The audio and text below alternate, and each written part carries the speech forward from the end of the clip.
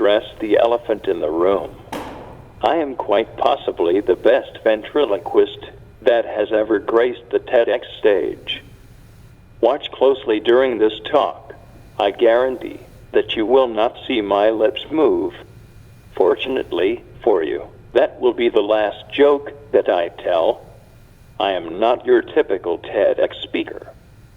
I can speak and work independently through the use of gaze technology. If I did none of this technology, my voice would be trapped in thought. Speaking to you today as a McMaster University TEDx speaker represents a full circle moment for me. 30 years ago, I started my family medicine residency at McMaster University. At that time, I was excited and eager to become a great physician. I thought that my future was limitless. I was mistaken. This leads me to ask you to ponder the question: what would you do if everything that you identified within your life disappeared? Your career, your health, and most importantly, your future dreams? 14 years ago, I was a healthy and loving husband and father, and a respected physician. ALS struck without warning, and I instantly became a person with a terminal illness. I knew that 80% of people pass from this illness within 5 years of diagnosis, but not before losing the use of all their voluntary muscles, including the muscles that enable us to breathe. With the unconditional love and support of my wife and 3 sons, I accepted this fate and adapted to my ever-changing abilities with determined purpose, fortitude, and kindness. I took solace in my belief that I had taken the proverbial bullet for my family. I believed they would be protected from further tragedy. I was mistaken. On a clear, beautiful afternoon, 5 years ago, tragedy struck again. My 21-year-old son, Zach, and his beloved girlfriend, Kaya, suddenly passed in a freak accident. These losses sent me and my family, as well as Kaya's family, into the deep abyss of profound grief. This tragedy broke me open. The story I share with you today is one of resilience. My family's story is one of rising from unimaginable depths to find meaning. Stories of resiliency have a powerful impact on inspiring others through the provision of hope. This is my purpose for sharing our story. We will all face adversity in our lives. Many of us will face tragedy. The past year of living in a pandemic has highlighted this universal truth. When adversity strikes, it can leave you feeling broken, hopeless, and untethered. Whenever a heart is broken, and a person's life can be divided into the before and after, profound adversity has occurred. The renowned grief therapist, David Kessler, made this relatable by saying, "The worst loss is always your own loss." It is important to make clear that if I had the choice to avoid these horrific losses, I would have in a heartbeat. Like most adversity, the choice of what occurs is beyond our control, no matter how much we want to believe that we can prevent any harm from entering our lives. We now had to grapple with the unimaginable losses of our vibrant and healthy son and his beautiful girlfriend. The loss of a child devastates any family. Mine had to also deal with the pervasiveness of my ALS. Deep grief ravishes the body, mind, and soul like no other human experience. Fortunately, we had courageous friends and family members who, despite their own grief, were willing to hold the sacred space with our family. I knew that a big part of our survival would be contingent on how we chose to respond to our tragedies. I knew while in our deep grief that we had to try to make peace with our unspeakable losses. We had to find a reason to keep living. When we faced ALS, our sons were our primary focus and the reason for seeking to still live a meaningful life. Our sons would remain our reason to seek a path toward healing. We knew we needed to limit this tragedy so that it would not propagate into their future lives. We had heard stories of parents retreating in pain upon the loss of their child, adding further despair to their family unit. These served as cautionary tales. We also knew healing our family would be the best way to honor Zach and Kaya. This path would require tremendous work from all of us, but first to emerge from profound adversity and allow the healing to begin, one needs to hit rock bottom and allow time for the brokenness. One needs to turn toward the pain rather than resisting it. This eventually leads to finding strength, recovery, and healing as one moves toward acceptance. The grief journey is unique to each person. Reaching acceptance is a great challenge. Let me be clear, acceptance does not mean that you are ever okay with what has happened or that it is ever fair. It quite simply signifies a willingness to move toward a healing path. Healing can only truly begin when one releases their focus on the what was and move toward accepting what is. Experience has shown me that not everyone chooses or feels capable of finding the strength to move toward healing. Although not often framed as a choice, it is a choice to hold on to feelings of anger, bitterness, resentment, and hopelessness.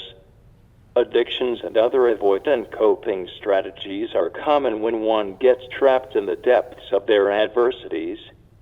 The negative consequences of not being able to work through traumatic life events are often felt throughout a person's lifetime. Good relationships and the timely provision of necessary resources, such as the provision of medical and counseling support, are greatly beneficial for building resiliency and preventing future health problems. The act of choosing to heal from adversity opens the possibility for light to re-enter our lives. The goal being to reclaim peace, meaning, and eventually joy, and begin the lifelong journey of healing. Once you have accepted loss, how do you make the huge step towards healing from adversity and redefining your life with meaning? I would like to tell you that time heals a broken heart. Unfortunately, the truth is you will not truly make peace with adversity and loss until you decide to do the active work towards healing. To do this effectively, you will need to build your own unique toolbox. This will contain a multitude of helpful strategies. For us, these include self-reflection, reading, talking about our losses, taking comfort in the shenanigans of our pup, mindfulness practices, redefining spiritual beliefs, exploring mediumship, and journaling. My grief journal, in which I share my inner thoughts on my losses and newfound teachings, became my published memoir, Still Life. Writing enabled me to fully express my life with ALS and my life as a bereaved father. Most importantly, it has provided an example of finding a way out of despair towards resiliency, hope, and purpose. I have discovered that I can reduce my suffering by noticing negative thought patterns quickly. Once I observe these, I try to limit my time in this space. I have learned to be grateful for the abundances in my life, instead of being angry about the scarcities. Healthy self-definitions are essential for me. I have come to realize that I am so much more than my physical abilities. With regular practice, all of these learned behaviors have become habits. As you accept and move forward from loss, you must remember that grieving from profound loss is not a linear process. Setbacks are inevitable. With work and time, the depth of grief and the frequency of overwhelming grief will lessen. Eventually you will discover that you can hold the feelings of sadness and joy at the same time.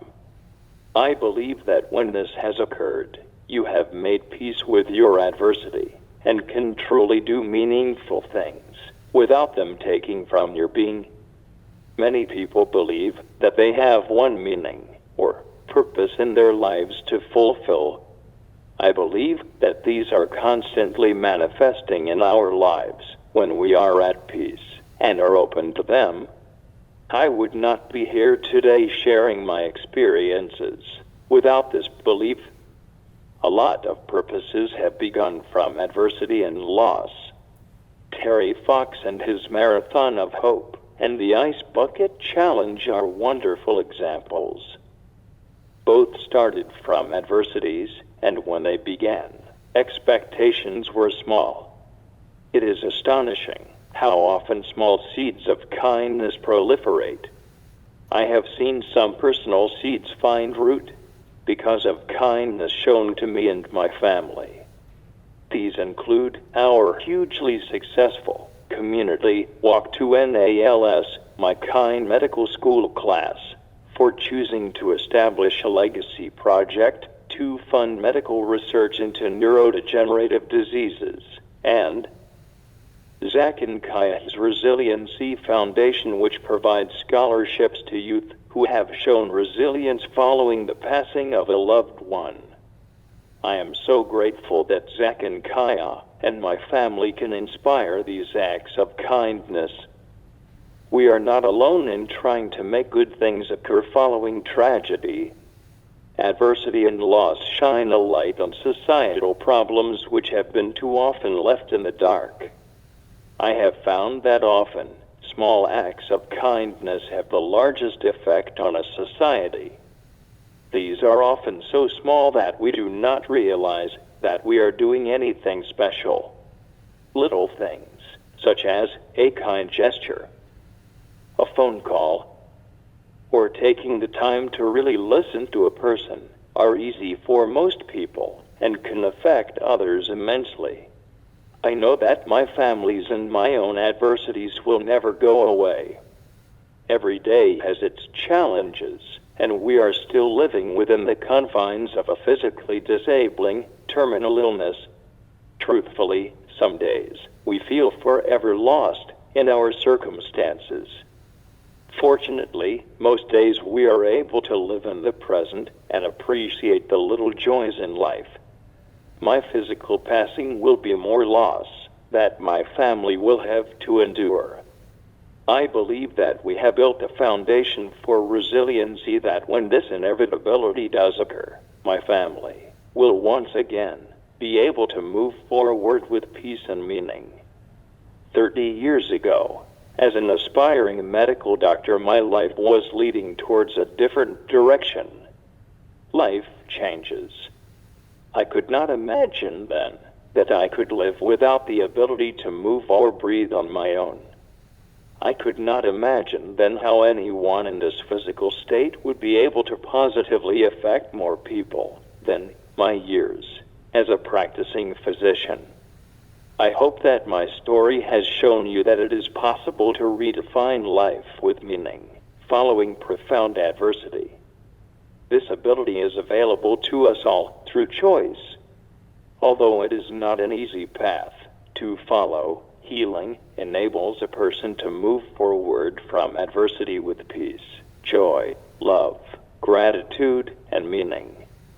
I dare each of you to face your life adversities and choose to add meaning to your life. I believe in you. The world needs your purpose. The world needs your kindness. Thank you.